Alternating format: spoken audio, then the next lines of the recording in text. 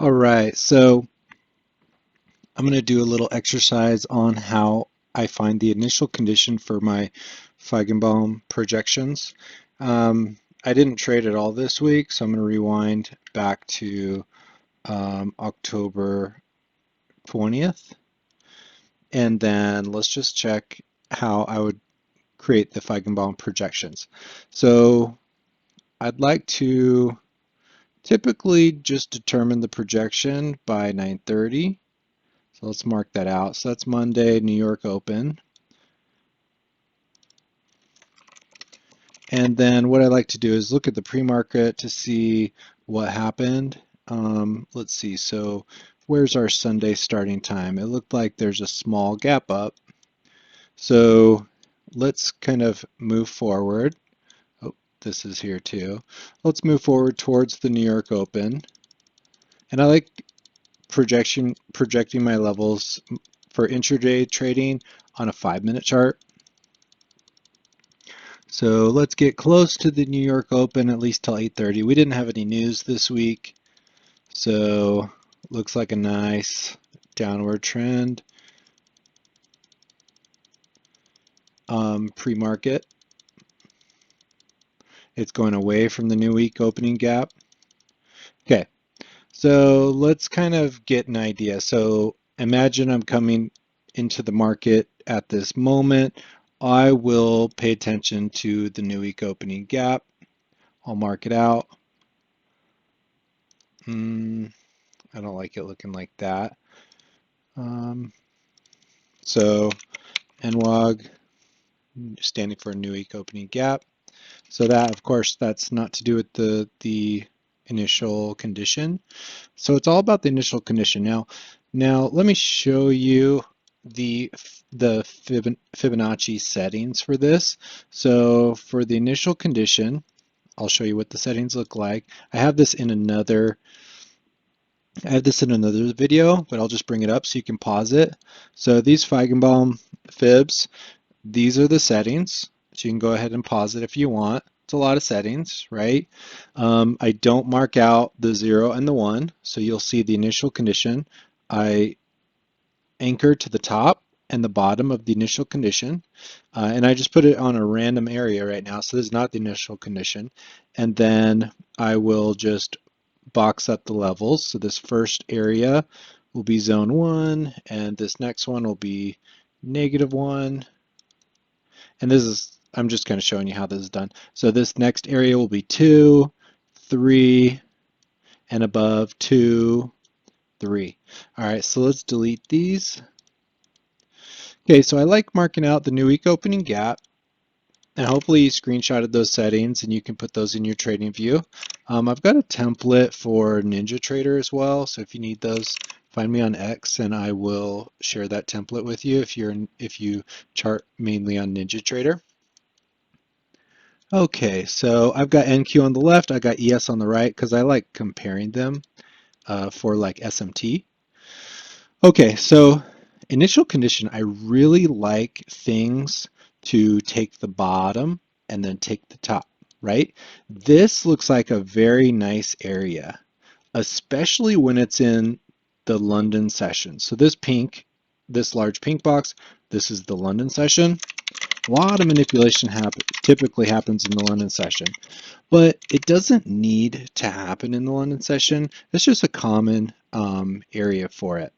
So that just kind of confirms, because like I said, a lot of manipulation happens in the London session, especially in this, so in this red area or this pink area, this is the London session, and in this pink area of the London session, typically we'll see a lot of fake moves. So in this area, we do see downward as the bias. So that would make me kind of think that in the day we might see price going above this new week opening gap. So let's carry on towards the New York Open. Okay. At this moment, there's two areas where I feel like I could have the initial condition. We could, and neither has been confirmed. It only can be confirmed if the top and the bottom, the zone -1 and the zone +1, that really makes the initial condition confirmed. So we hit the -1, but we haven't yet hit this +1. So let's just kind of mark it here. So at this point, we kind of have a downward bias. If we want to stay in a downward bias, we would like to see price touch into the +1 zone to confirm this initial condition, and then stay below it, and then you can kind of short from the initial condition, take profit in -1, take profit in -2. So far we've had a bearish bias, but also the bearish bias happened in the London session, so it could just be manipulation. But we are feeling very bearish. Okay, so this is the first area that I would like for the initial condition.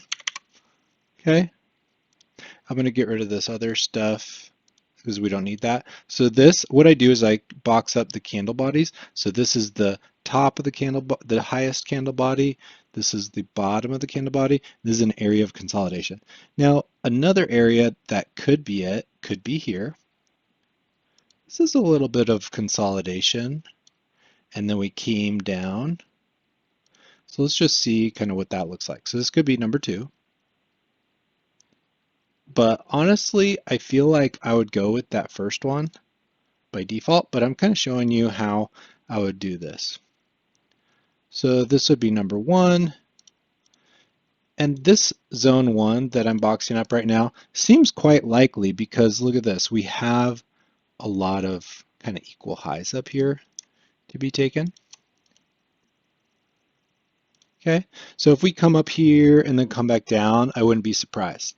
And again, this would indicate a bearish day where we should get to zone -2 at the very least, if it's kind of like not going to extend very far. And we should get to, and I'll get rid of this London session marker here. And we could extend down, oh, sorry, that is -1. We could extend down to zone -3. So you box up candle bodies in area of consolidation, and it's really only confirmed if it takes the bottom and top of it. So in both of these cases, we took the bottom. In both of these cases, we took the bottom. And then I bet you money we'll take the top here. But let's see if we extend up here. So initial conditions, honestly, either one of these could work. And I bet you, let's just see kind of how price responds to it. So far, I'm leaning bearish. I'm thinking these areas and the new week opening gap should provide like resistance. But let's see. Okay, so look, we got to both of them. So this is the New York opening. We got to this one and the other one. So you could go either way. Here we've got to -2. We should be holding around this area. You've got your Asian high. So if it's a range day, possibly you could be seeing this high of the +2 hit.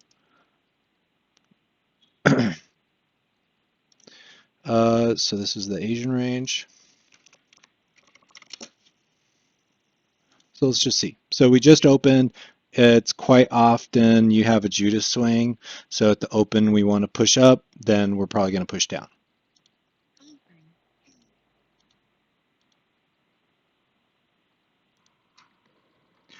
Okay, so as you can see, we ran the high. So this is looking like a confirmed either bullish, right now it's actually confirming towards a bullish day or a range day. We're so early on in the session getting to +2.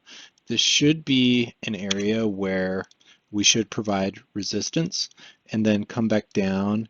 Very often you'll see retests at the initial condition area. And at this point, I do prefer this initial condition versus this other one because I really like the consolidation that happened. This is probably what I would have chosen today. And here we go. We finally got confirmation. We're at 2. This isn't really the time to just run with it and go to, oh, looks like I deleted too many of these levels. Okay, so this isn't the moment that I would go ahead and long to hit +3. Because getting to +3, typically that, I mean, if we do get there, that should be very much a great short opportunity to come back down to zone 2 and zone 1, and hopefully back to the initial condition. Very often you'll see retests here, especially if we're on a bullish day, then we'll retest here and continue back into these positive zones. And if we hold under it, then we're probably coming back to test down below. And let's just mark out zone -3.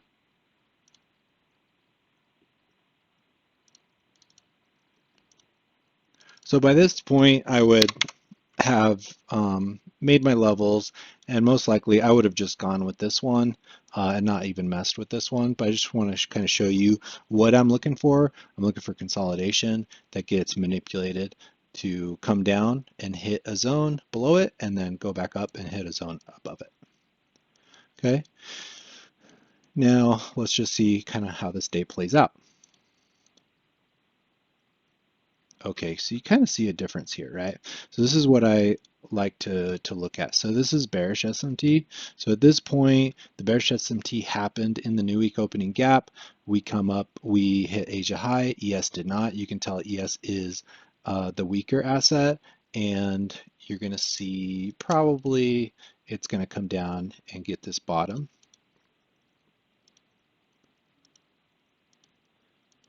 Which it did. Okay, now at this point, now you see the opposite, right? At this point, it's not fully confirmed, but you do see that this is a bullish SMT.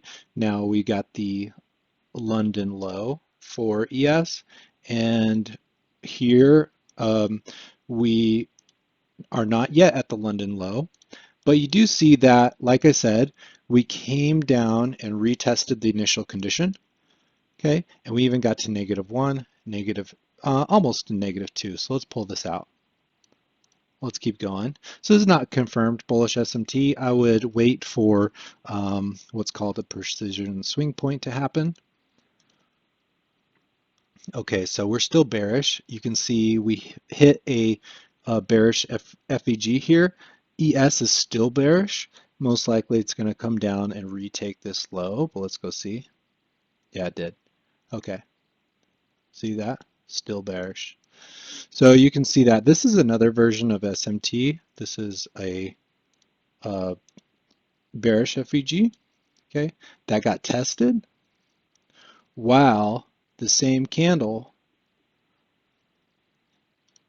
FEG occurred on ES here. You can see it did not. So that indicates that you're having kind of like kind of a dead cat bounce here, which ends up being a buyable or shortable area to continue. All right, so we're at -2 again. ES, I didn't even mark it out, but here's the equivalent area. I will always mark out the equivalent area. If I want to play this ticker, I would be marking this initial condition. It's kind of not marked out perfectly. I think it's off by a tick here on that candle body, but that's okay. We will put the levels, and look at this. It's already touching almost a perfect touch. It's about 1 tick away from -3. That could be a low for the day. If we really want to be bearish, then it will get under -3. And we already are looking quite bearish.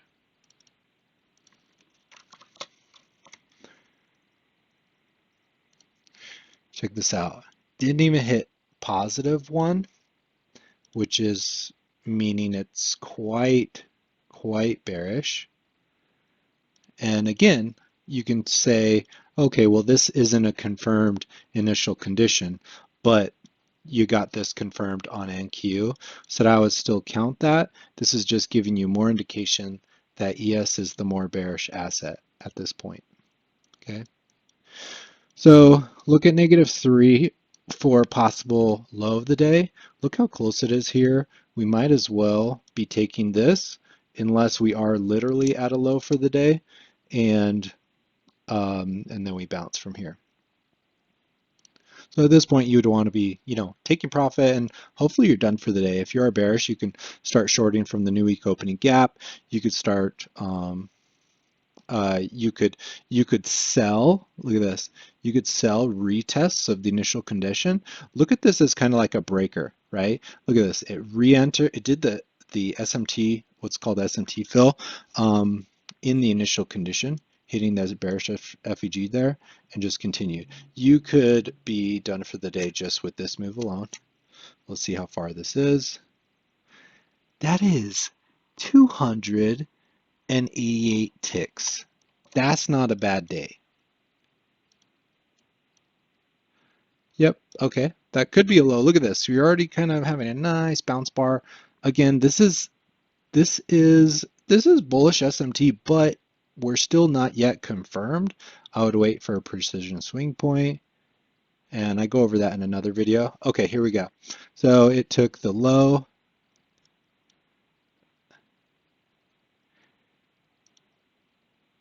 and it touched -3. At this point, we could have seen the low for the day. We're at noon, came back and touched the initial condition. Okay, that's normal. Here we're coming into -2.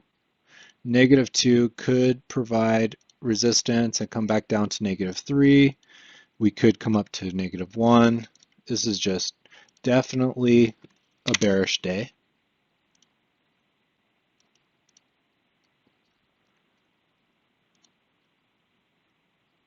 Yeah, -2 is kind of providing resistance here. Here we're almost to +1 again.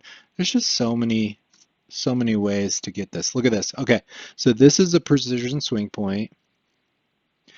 If you this does not look bullish right here. If it took that green candle as precision swing point, it took the bottom of it first. I kind of see that as bearish. If we want to stay bearish, I would like to stay under this and maybe see another low on ES.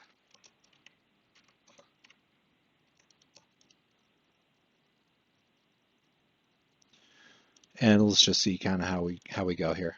Yeah, look at that. Okay, we come down. We come retest the precision swing point. This could have been an easy couple of points short on ES. If you are still bearish, you're coming to retest -2. It's providing resistance. You are within a bearish FEG here, and developing a precision swing point could be, an indicator that it's going to be pulling back. Let's see. Okay, yeah, this precision swing point should hold it down if we're bearish, or if we come back up, it could provide support. It is providing resistance so far. Okay, got over it. Quite nice. We're retesting +1. Yeah, so look at this. Here we're just like, okay, we're in a range day, and this one on ES is saying it's a bearish day because it got to -3. That's typically the bottom on a bearish day. Coming back down, testing FEG. This one also tested the same FEG, retesting the PSP candle. Like I said, can go up and then kind of retest to potentially bounce from here. So look at this, it's also retesting the top of +2. ES is looking stronger. NQ might be losing some gas. ES bouncing from -2 above the PSP candle. This guy hit the NWOG. You'd want it to probably creep up over it. I don't know how much farther we'll go today because it's 1:30 p.m. on this. Come back. Yep, it bounced again from the PSP candle. Now it's holding above the PSP candle and holding above this bullish FEG. NQ. Here's another PSP candle. retesting the new week opening gap. All right, coming back into the PSP candle here.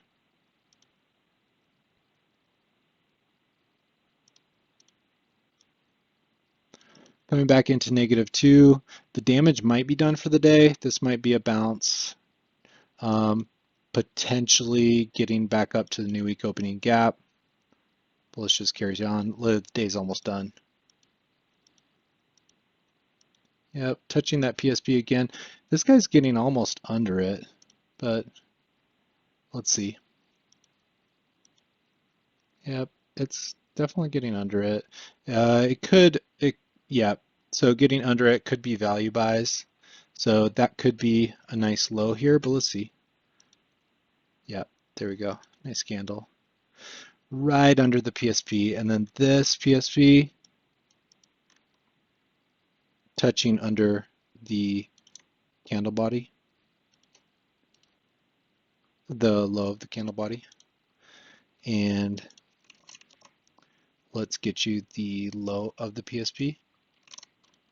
Let's get you the low of this one.